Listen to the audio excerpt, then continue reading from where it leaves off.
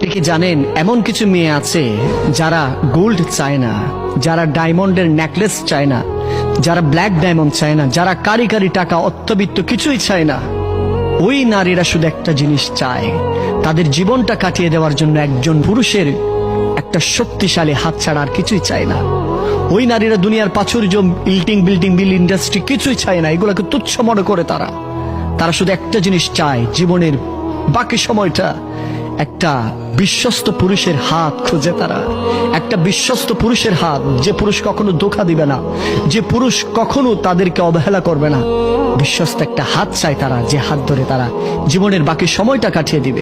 ও আরশের মালিক, ও জমিনের মালিক, ও জীবনের মালিক, ও রিজিকের মালিক। আলহামদুলিল্লাহ, আলহামদুলিল্লাহ, আলহামদুলিল্লাহ, আলহামদুলিল্লাহ।